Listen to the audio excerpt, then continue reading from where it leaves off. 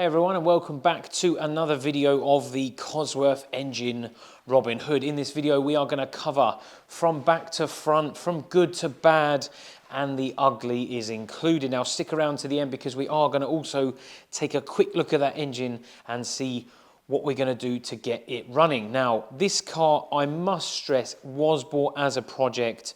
No warranties given. It needs to go from the back to the front, go through the whole car. It's been sat for nearly 14 years, rotting away in a garage in North Wales in that salty, salty air. Now, I'll be honest with you, when I bought this, I was super excited about getting it on the road.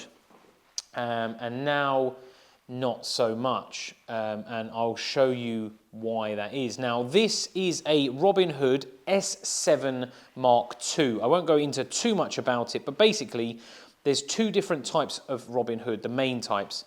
One is a monocoque chassis, which is basically, if you were to remove all the running gear, the wheels, front and rear, and all the fiberglass, you would be left with a one-piece stainless steel body chassis, all in one. And then in the later models and in most other kit cars, everything is tubular, sort of stainless steel or steel framework, whether that be square or round, which gives you, it's lighter, better for suspension, more adjustable, and generally is what people just use going forward. So this is quite an old technology. Now, I won't bore you with the information on that, but I thought I would clarify what it is. Let's get it up in the air and we'll start from the back and work our way forward as to what the problems are.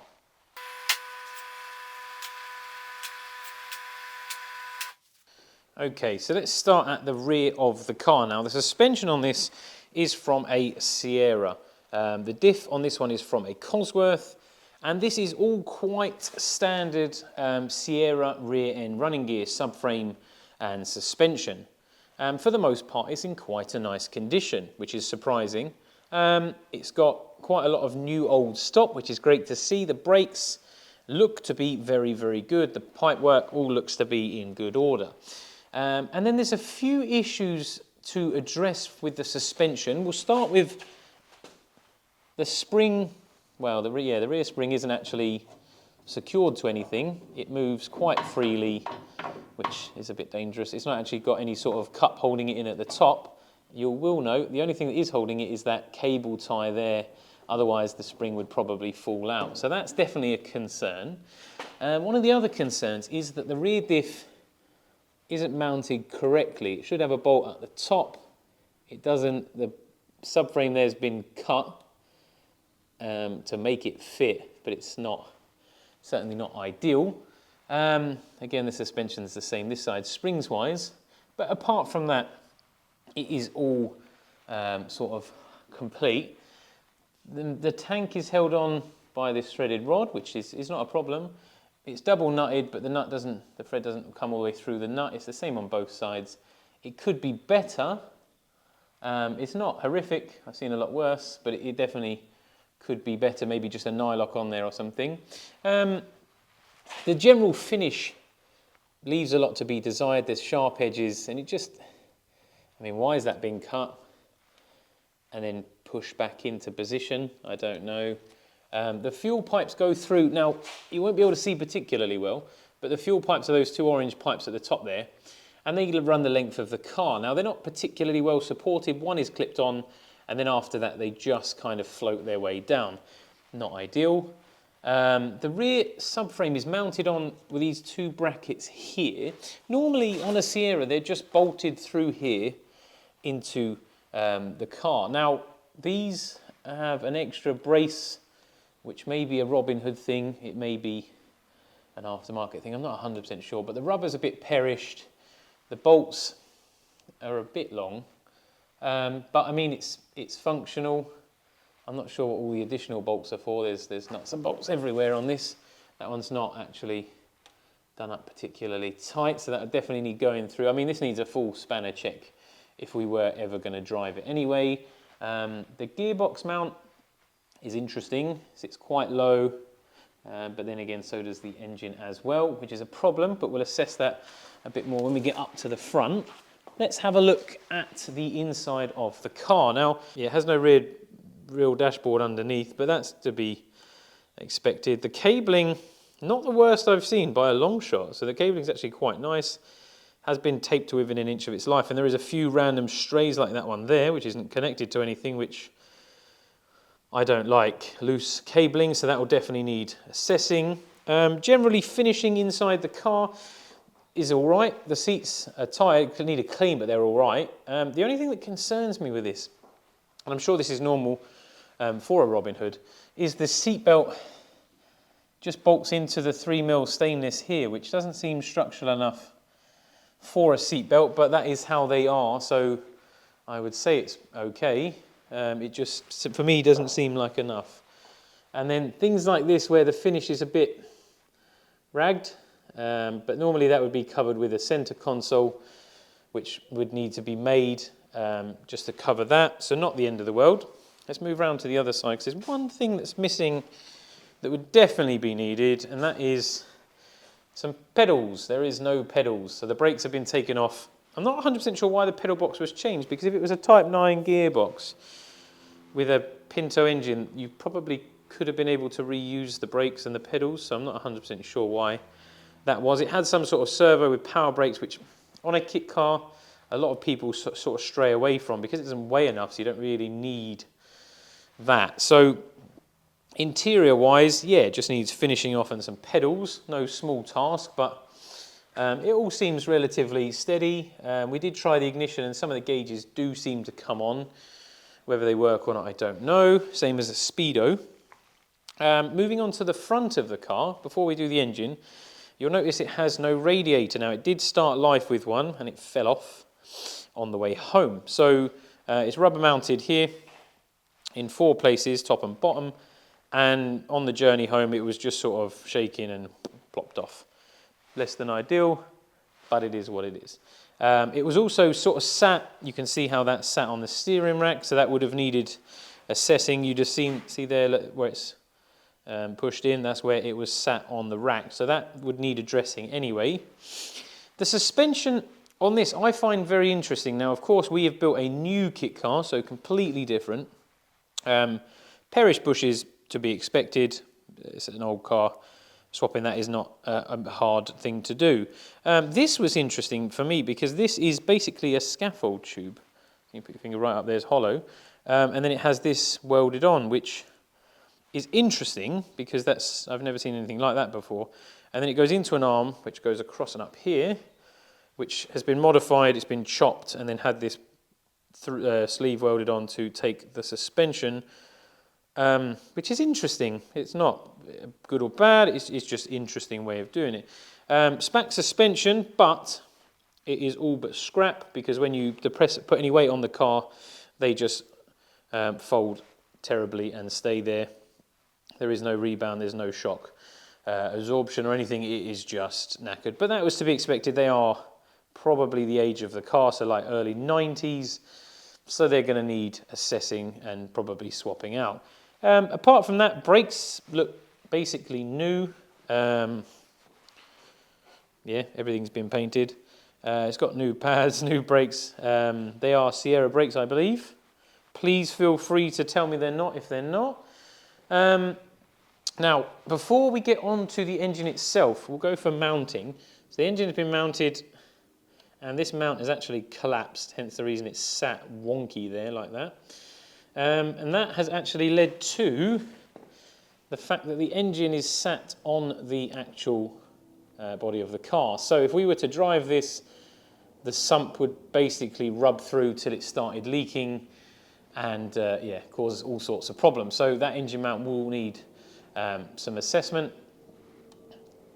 Loads of sharp edges, which is needs dealing with, because if someone was to, or anything was to touch that, would really hurt and cause some serious damage. Loads of nuts and bolts loose, needing attention.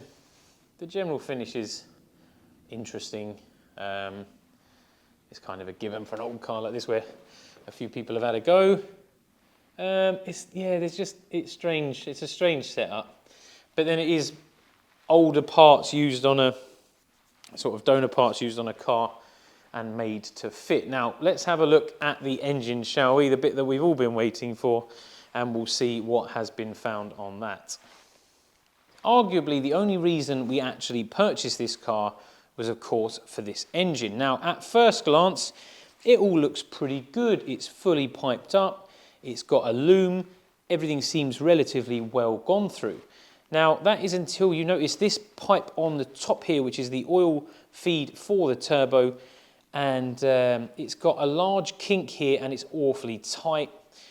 Not an ideal situation for that.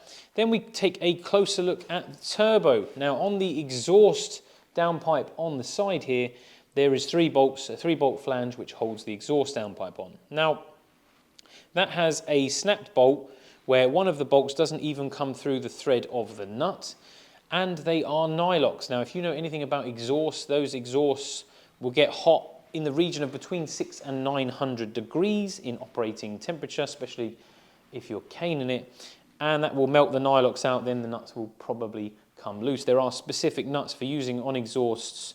Sometimes they're out of shape copper ones. There is loads of different variants to keep them on there. So that would need addressing. Also, moving on to the manifold underneath, the last cylinder at the back has 1 nut out of 4 on, and that 1 nut does not have any thread coming through it. So that has snapped and has been wound on. I wouldn't be surprised. Oh no, it is tight, but there is no thread sticking out, so that has been snapped.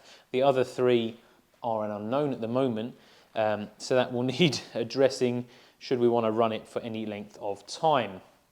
Now, a little interesting story about the engine. We assumed, now you should never assume anything, is that we assumed that the engine was full of oil and had coolant in. Now, when the radiator fell off, we drained it and we drained out a lot of water. Now, if you know anything about water and cars, water freezes at approximately 0 degrees. In England, we regularly get below 0 degrees. Now, this was sat in a garage in North Wales, and I can believe that in the winter in North Wales, the weather is not particularly formidable, which means it would have gone below 0, which could have caused the water to freeze, expand, and crack something, which is not ideal. The other bad thing was when we drained the oil out, because we thought while we were there, we'll drain the oil out, ready for new oil, new coolant, ready for a first start attempt. We took out about 200 millilitres of oil, which is a strange amount. Not 100% sure why that was in there, where it came from or what, but we were expecting 4 or 5 litres, which we did not find. Another problem, because if you leave something that should have oil in for friction, for the seals inside, you keep the seals well lubricated, because if they dry out, they could crack, they could then become no longer a seal. We're running into issues. Now, the problem with this is, it's all little things that go against us being able to start it, more things we've got to do in preparation for that. So, what we're going to have to do, we'll do a separate video where we are going to put some lubricant or hot oil down the bores, because when we got there, we thought, let's try and rock it over. Now, some may say you shouldn't have done that, but it's an interesting thing. Couple of hands on the pulleys, and normally you should be able to just rock them around. That is absolutely solid. So the likelihood is it could be frozen or it could be seized. So it's going to need a bit more attention. So what we're going to do is try and put some hot oil down the 4 bores and see if we can't free it up. Now, before we put any power to it or even try and start it, we are going to need to swap this cam belt, because that is upwards of 14 years old, and looking at the rest of the car, it hasn't fared particularly well. So that's going to need to be addressed before we start it. And of course, we're going to need to put some coolant in, some fresh oil. We'll do a new belt, and then we'll assess the situation, because the main thing for me is I want to know, does that need a complete full rebuild? Arguably, it should have one, but does it run? Have we bought a dud? Are we going to need to fully strip it out, go through the full engine, maybe replace some parts that are damaged? Because at the end of the day, this is an unknown. So at first glance, we thought, yeah, great, we bought a car, needs a few bits, but it was a running car when it went away. A great engine, just needs a sort of a sort out and run, has turned into quite a big project. Now, I'll be honest with you, when I first got this, I thought, yeah, this is going to be a viable car. And the more I get into it, the more I think that I'm going to be taking that engine, the gearbox and the diff, which is a obviously a YB205 engine Cosworth, the Borg Warner T5 gearbox and a 7.5-inch, I believe, rear diff. That's the only bit I'm not sure about. And I put it into something else because realistically, if you were to buy a Robin Hood now, you jump on eBay, they go from anywhere from a rolling project to from sort of 500 quid up to sort of 3 or 4 grand unless there's something super special. And you're basically buying them for the cost of the parts. So if I was to plough a couple of grand into this, it would still only probably be worth about £500. So I wouldn't mind spending a few hundred quid getting it running, getting it on the road, but it's going to need a lot more than that to get it to a point in which I would be safe and comfortable taking passengers in this and driving it on the road with a clear mind and a clear conscience. But yeah, so next video, enough of me waffling on, next video, we are going to try and get that turned over, and if we can, get it running. We've ordered all the parts we need to do it, so we will just see how it goes. Now, I want to know from you, what would you do? Would you try and get this thing running and back on the road? Or if not, what would you put that engine in? What is your ideal project for that engine to go into if you had the choice? Thanks for watching, and we'll catch you on the next one. Bye for now.